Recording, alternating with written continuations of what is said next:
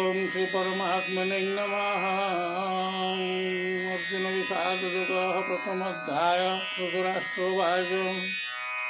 धर्मक्षेत्रे कुरुक्षेत्रे समवेतजुजुत्सवः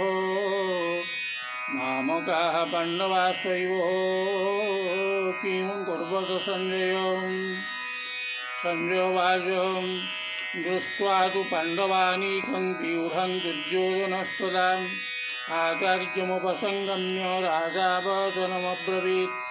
पश्येतान् पाण्डुपुत्राणां मातात्यपहतिं च मम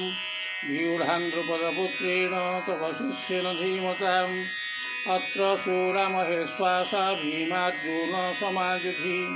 जुजुधानो विराटश्च द्रुपदश्च महारथः दृष्टकेतुश्च कीतानः काशीराजश्च वीर्यवान् पुरुजित् कुन्तीभोजश्च शैब्यश्च नरपुङ्गवः युधामन्युश्च विक्रान्तो उत्तमौजाश्च वीर्यवान् सौभद्रद्रौपदेयाश्च सर्व एव महारथाः अस्माकं तु विशिष्टादि तन्निबोधोदियुत्तमं नायकाममसैन्यस्य संज्ञार्थं तान् ब्रवीमि। भवान् भीष्मश्च कर्णश्च कृमस्तुतश्च समितीन्द्रयः अश्वत्थामा सौमदत्ती तथैव च अन्ये च बहवः सुरामदर्थे दत्तजीविताः नानाशस्त्रप्रहारणाः सर्वे युद्धविशारदाः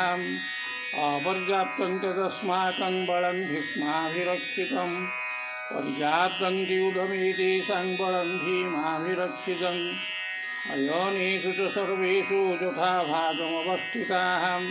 भीष्मं मेवाभिरक्षन्तु भवन्तः सर्व एव हि। तस्य सञ्जनयन् हर्षं कुरु वृद्धः पितामहः सिंहनादं विनोद्यच्चैः शङ्खं दद्मो प्रतापवान् ततः शङ्खाश्च भैर्यश्च पणवानो कुकुमुखाः सहसैवाभ्यन्यन्त सशब्दस्तुमुलुभवत् ततः हर्षतिरैजुक्ति महती सन्दने स्थितो माधवः पाण्डवश्चैव दिव्यौ शङ्खो प्रदध्नतुः पञ्चजन्यं ऋषिकेशो देवदत्तं धनञ्जयः पौण्ड्रं दद्मो महाशङ्खं भीमकर्मा वृकोदरः अनन्तविजयं राजा कुन्तीपुत्रो युधिष्ठिरः नकुलः सहदेवश्च सुघोषमणिपुष्पकौ काश्यश्च परमेश्वासः शिखण्डी च महारथः दुष्टद्युम्न विराटश्च सात्यकिश्चापराजितः द्रुपदो द्रौपदेयाश्च सर्वशः पृथिवीपते सौभद्रश्च महाबाहुः शङ्खान् दद्मुः पृथक् पृथक् सघोषधर्तराष्ट्राणां हृदयानि प्रदारयत् नभश्च पृथिवीं चैव तुमुलुब्धनुनादयन् अथ व्यवस्थितान् दृष्ट्वा धर्तराष्ट्रान् कपिध्वजः प्रवृत्ते शस्त्रसम्पाते धनुरुद्यम्य पाण्डवः ऋषिकेशं तदावाक्यमिदं माहमहीपते। अर्जुनोवाच सेनयोरुभयोर्मध्ये रथं स्थापयाम्यच्युतं यावदित्यनिरीक्षेऽहं युद्धकामानवस्थितान् कैर्मया सह योद्धव्यमस्मिन् रणसमुद्यमे युक्ष्यमानानवेक्षेऽहं जयितित्र समागताः धर्तराष्ट्रस्य दुर्बुद्धिर्युद्धेऽपि चिकीर्षवः। संजयोवाच एवमुक्तो ऋषिकेशो गुडाकेशिनो भारत सेनयोरुभयोर्मध्ये स्थापयित्वा रथोत्तमं भीष्मं द्रोणप्रमुखतः सर्वेषां च महीक्षिताम् उवाच पार्थ पश्येतान् समवेतान् कुरूनिति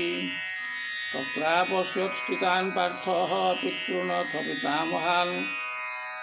आचार्यान् मातुलान् भ्रातॄन् पुत्रान् पौत्रान् सखींस्तथा सुशूरान् सुहृदश्चैव सेनयोरुभयोरपि तान् समीक्ष्य सह कौन्तेयः सर्वान् बन्धुनवस्थितान् कृपया परयाविष्टो विषीदन्निङ्गमं ब्रवीत्। अर्जुनोवाच दृष्टिमंसो जनं कृष्णं यजुष्टुं समुपस्थितं सिदन्ति मम गात्राणि मुखं च परिशुष्यति वेपथुश्च शरीरे मे रोमहर्षश्च जायते गाण्डीवं संसति हस्तात्तोकचैव परिदह्यते न च शक्नोम्यवस्थातुं भ्रमतीव च मे मनः निमित्तानि च पश्यामि विपरीतानि केशव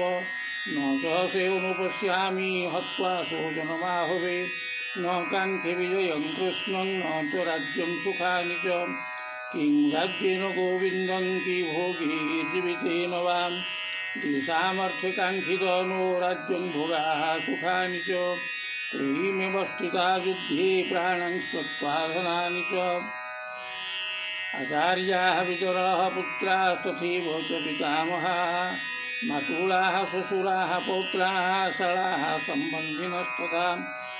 एतान् हन्तुमिच्छामि ज्ञातोऽपि मधुसूदनम् अपि त्रैलोक्यराज्यस्य हतो किर्नुं महिकृते निहत्य धार्तराष्ट्रान्नः का प्रीतिः स्याज्जनार्दनं पापमेवासुरी तस्मान् हत्येतानाततैनाम् तस्मान्नाहारं वयं हन्तु धार्तराष्ट्रान् स्वबान्धवान् स्वजनं हि कथं हत्वा सुखिनः श्याम माधव यद्यपि ते न पश्यन्ति लोभपहतचेतसः कुलक्षयं कृतो दोषं मित्रद्रोहि च पातकं कथं ज्ञेयनमस्माभिः पापादस्मान्निवर्तितुं कुलक्षयकृतं दोषं प्रपश्यद्भि जनार्दनं कुलक्षये प्रणश्यन्ति कुलधर्माः सनातनाः धर्मे नस्ति कुलं कृष्णं अधर्मविभवच्युतम् अधर्माभिभवात् कृष्णं प्रदुष्यन्ति कुलस्त्रियः स्त्रीषु दुष्टासु वार्ष्णेय जायते वर्णसङ्करः संहारो नरकायैव कुलघ्नानां कुलस्य च पितन्ति पितरो ह्येषां लुप्तपिण्डोदकक्रियाः दशैरतैः कुलघ्नानां वर्णसङ्करकारकैः उच्चाद्यन्ते जातिधर्माः कुलधर्माश्च शाश्वताः उत्सन्नकुलधर्माणां मनुष्याणां जनार्दनं नरके नियतं वासो भवतीत्यनुशुसुमः अभवत् महत्पापं कर्तुं व्यवसिता वयं तद्राज्यसुखलोभेन हन्तुं शोधनमुद्यताः यदि माम प्रतीकारमशस्त्रं शस्त्रपाणयं धार्तराष्ट्ररणे हन्यस्तन्मे क्षेमकरं भवेत् संयोवाच एवमुक्त्वार्जुनः संख्ये रथोपस्थोपाविश विसृज्य ससरं चापं सोपसविघ्नमानसः इति श्रीभगवद्गीतासूपनिषत्सु ब्रह्मविद्यायां योगशास्त्रे श्रीकृष्णार्जुनसंवादे प्रथमोऽध्यायः अर्जुनविषादयोगः समाप्तः। ॐ श्रीपरमात्मने नमः।